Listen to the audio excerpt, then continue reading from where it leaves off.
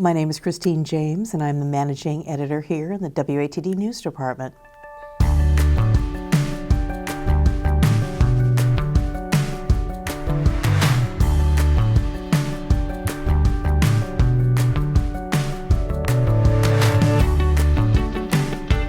I always did a lot of things in college. Now, I didn't work for the college radio station, but I always did a lot of public speaking and things like that, and had a background in music and in news.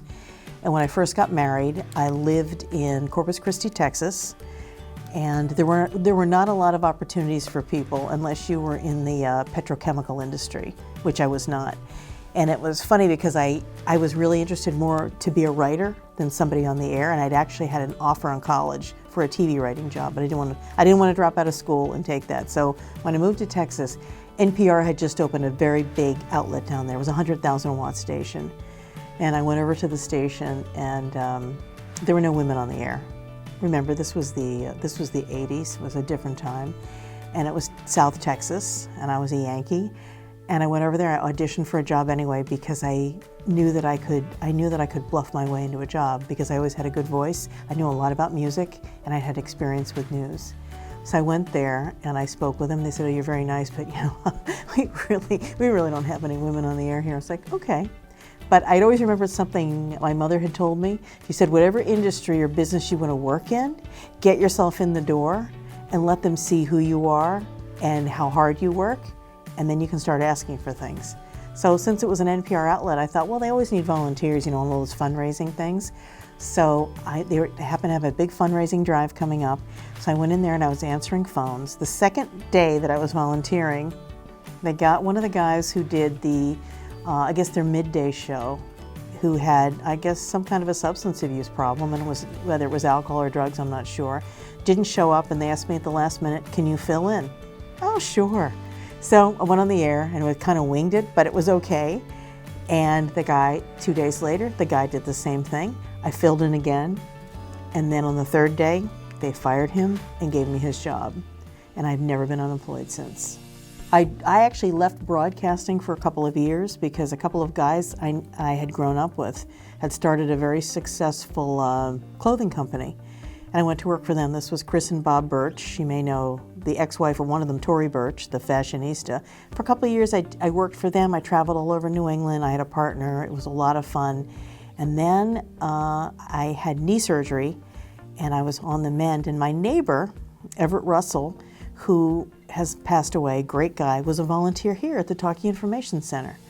And he said, you should go over there. He was kind of crabby, but a great guy. He said, you should go over there and help out. They could use somebody who's worked in real radio and blah, blah, blah. So anyway, I came over here and I started volunteering. This was in 1988, so over 30 years ago.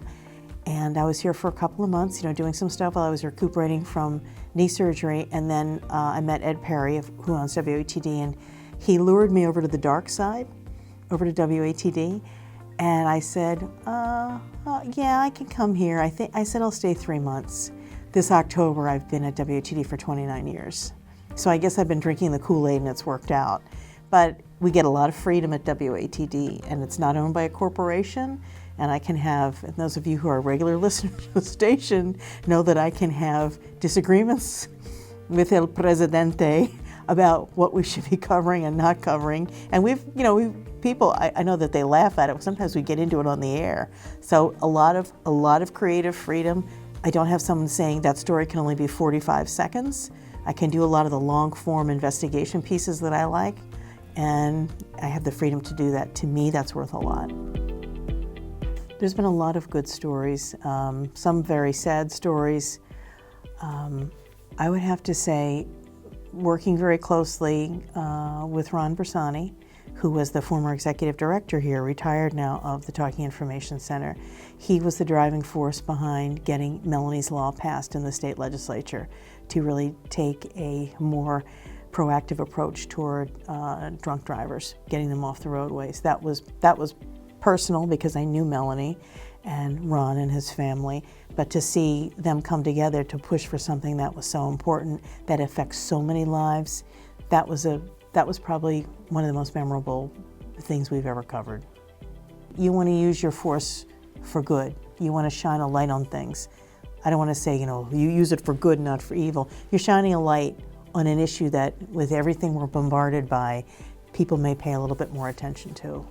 I live in another town. Let me put it this way. I sleep in another town, but I feel like I live in Marshfield because I know a lot of the people here. I know a lot of the institutions here, and I think it's a great community. This is such a supportive community for so many people. Every story we've done over the years about a family who may be in need, a person who wants volunteers to help them with a project, people here always rally. And I mean, there's a lot of squabbling, like in any town, but when the important stuff matters, the important stuff happens. And I like that very much.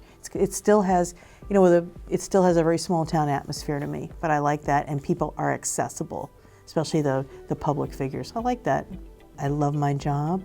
I love the people that I deal with. I work with fun people. I've never had a day coming in here when I thought, I gotta go to work. It's always something interesting every single day, and I appreciate the support, and I appreciate the nice comments and story ideas from our listeners. It's made it a very exciting career.